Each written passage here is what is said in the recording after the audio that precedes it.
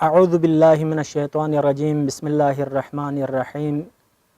محترم ناظرین، پروگرام پیام قرآن کے ساتھ میں ہوں آپ کا میزبان محمد نذیر صادقی۔ موضوع گفتگو ہے سورہ ہود کی آیت نمبر 20۔ اس آیت کی تشریح، تفسیر اور ترجمہ کرنے سے پہلے آئے ہم سب مل کر اس آیت کی تلاوت کرتے ہیں۔ اعوذ باللہ من الشیطان الرجیم،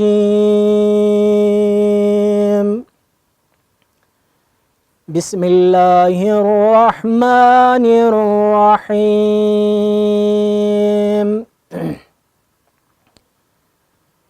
اولئک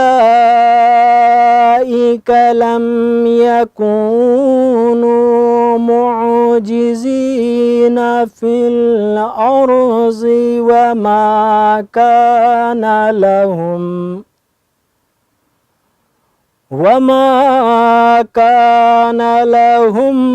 من دون اللہ من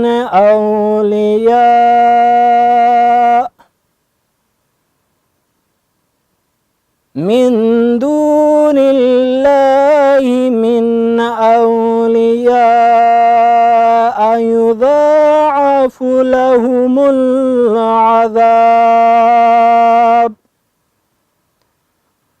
ما كانوا يستطيعون السمع وما كانوا يبصرون۔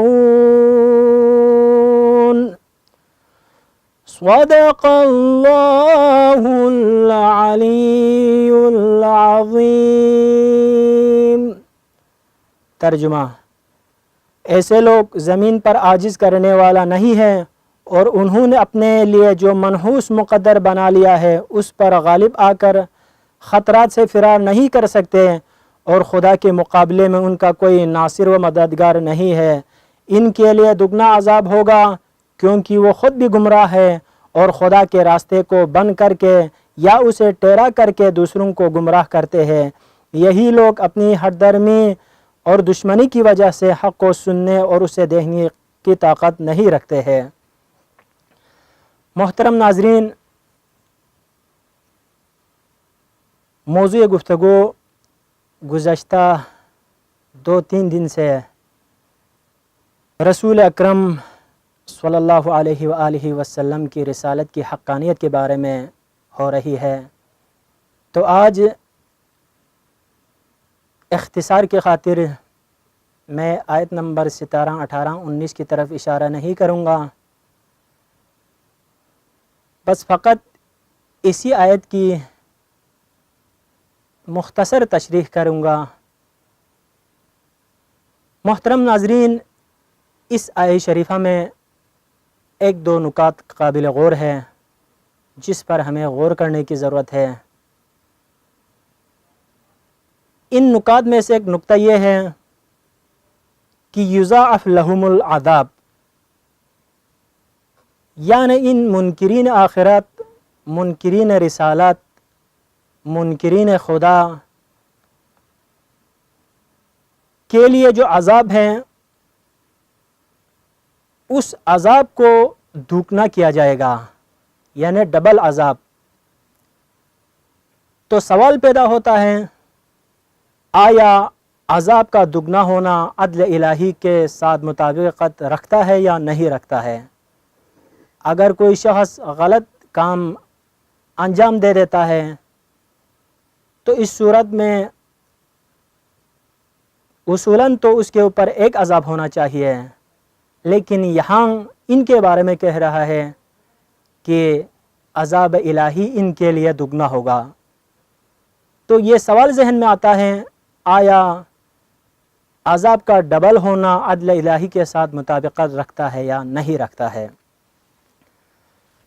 تو محترم ناظرین، اس سلسلے میں مفسرین بیان کرتے ہیں، فرماتے ہیں کہ جو شخص اپنے مقام و منصب اور اقتدار کی بنا پر دوسروں کی گمراہی کا سبب بنتا ہے تو اس صورت میں فطری اور قدرتی طور پر اسے ان کے گناہوں کا بوجھ بھی اٹھانا چاہیے۔ محترم ناظرین، یہ جو منکرین آخرت ہیں، منکرین رسالت ہے، یہ جو ظالمین ہیں، یہ لوگ جو دوسرے اور سادہ لوح انسانوں کو گمراہ کر دیتے ہیں، تو یہاں گناہ ڈبل ہونے کا مطلب یہ ہے، عذاب دگنا ہونے کا مطلب یہ ہے کہ ایک عذاب تو خود ان کی گناہوں کی وجہ سے ہے، اور دوسرا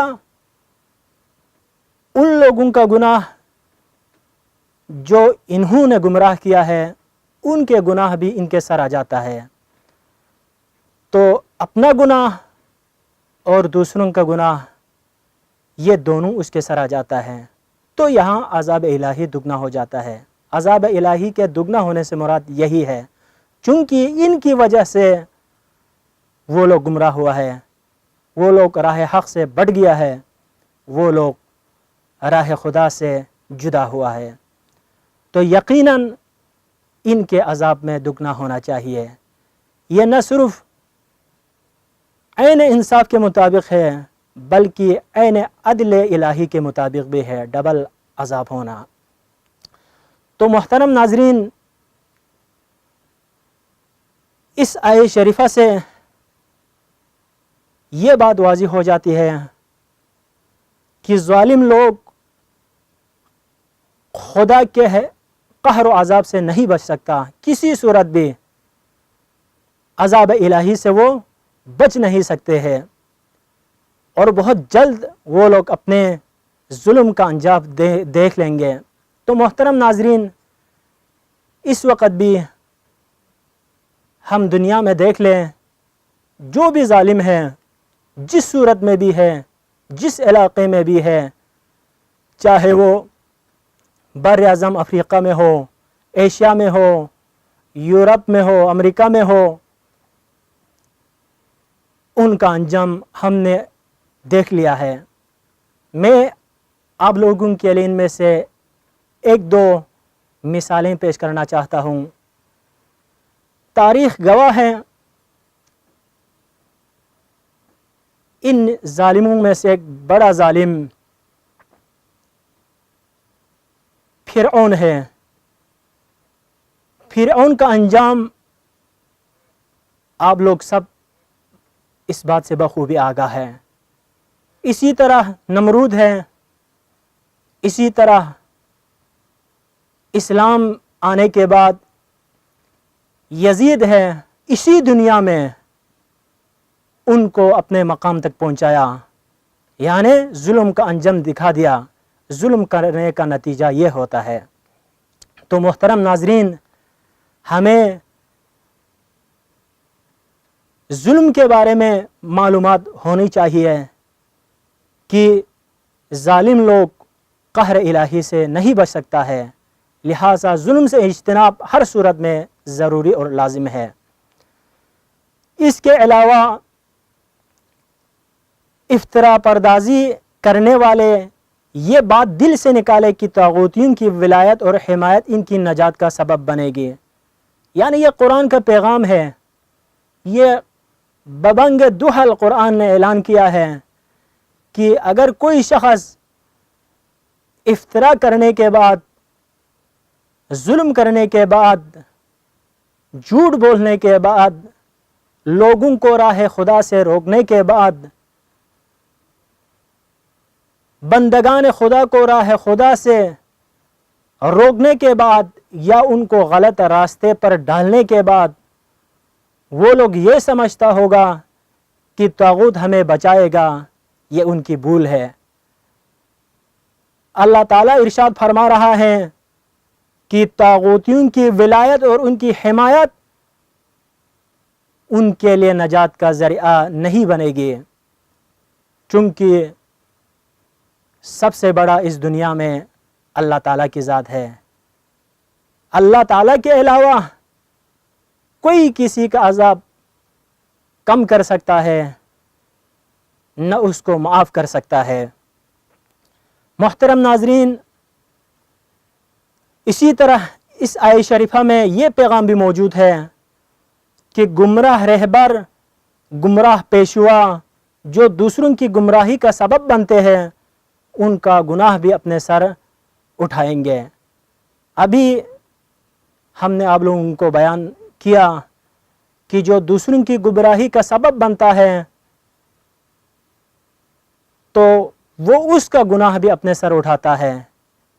لہٰذا غلط راستوں پر جانے سے ہمیں پرہیز کرنا چاہیے، گمراہ رہبر اور گمراہ پیشوا کے پیچھے جانے سے ہم نے اپنے آپ کو روکنا چاہیے۔ محترم ناظرین، ان چیزوں کا اگر ہم خیال رکھیں تو ہماری دنیا بھی آباد ہو جاتی ہے اور آخرت بھی۔ اسی طرح اس آیت شریفہ میں یہ پیغام بھی موجود ہے کہ کفر، ضد، حد درمی اور تعصب گمراہوں کی آنکھوں اور کانوں کو اندھا اور بہرا کر دیتے ہیں۔ یعنی انسان جب کسی کے اوپر ظلم کرتا ہے یا تعصب کرتا ہے، تعصب جس طریقے سے بھی ہو، علاقائی ہو، قبائلی ہو، ملکی ہو، عالمی سطح پر ہو، یا اسی طرح ضد کریں یا کسی دوسرے کے ساتھ کفر اختیار کرے، اپنے ساتھ کفر اختیار کرے، حد درمی دکھائے اپنے نفس کے ساتھ، اسلام کے ساتھ، راہ خدا کے ساتھ، اور ان چیزوں کے بارے میں جن کے بارے میں اللہ تعالیٰ نے حکم فرمایا ہے، ان صورتوں میں آنکھیں اور کانیں اندھا اور بہرا کر دیتے ہیں۔ یہ چیزیں انسان کو نہ دیکھنے کی صلاحیت اور نہ سننے کی صلاحیت باقی چھوڑتا ہے۔ لہٰذا ہمیں چاہیے ہم اپنے نفس کے اندر موجود حد درمی کو ختم کریں، ضد کو ختم کریں، کفر وہ جس صورت میں بھی ہو اس کو ختم کریں، تعصب کو ختم کریں۔ تعصب یہ وہ لعنت ہے جس کی اجازت نہ اللہ نے دیا ہے، نہ پیغمبر نے دیا ہے، نہ ائمہ اہل بیت علیہم السلام نے دیا ہے۔ محترم ناظرین، تعصب کس بات کی؟ تعصب کس وجہ سے؟ تعصب کیوں؟ نہ کسی عرب کو عجم پر فضیلت ہے، نہ کسی عجم کو عرب پر فضیلت ہے، نہ کسی کالے کو گورے پر، نہ گورے کو کالے پر۔ تمام انسان برابر ہے، تمام انسانوں کے حقوق برابر ہے، تمام انسان رتبہ اور منزلت میں برابر ہے۔ اگر کوئی منزلت میں، فضیلت میں، اگر رتبے میں بڑا ہے تو وہ صرف تقوی کی بنا پر ہے، جس کے بارے میں اللہ تعالیٰ ارشاد فرما رہا ہے، ان اکرمکم عند اللہ اتقاکم۔ اللہ کے نزدیک سب سے قابل احترام اور قابل ذکر اور تکریم کے لائق وہ انسان ہے، احترام کے لائق وہ انسان ہے، عزت کے قابل وہ انسان ہے کہ جس کے پاس تقوی موجود ہو۔ تقوی اصلی چیز ہے، تقوی معیار ہے انسان کی بلندی کے لیے، تقوی معیار ہے انسان کی رتبے کے لیے۔ جس کے پاس تقوی ہے وہی سب سے بڑا ہے، وہی سب سے بہترین انسان ہے، وہی سب سے اللہ کے نزدیک ترین انسان ہے۔ تو ہمیں چاہیے کہ معیار تقوی کو بنائے، نہ کہ حد درمی کو، نہ کہ ضد کو، نہ کہ تعصب کو، چونکہ تقوی ہی انسان کی دنیا کو بھی اور آخرت کو بھی آباد کر دیتے ہیں۔ انہی گفتگو کے ساتھ میں آج کے اس موضوع کو ختم کر دیتا ہوں۔ انشاءاللہ کل پھر ملاقات ہوگی، تب تک کے لیے اجازت دیجیے۔ اللہ حافظ۔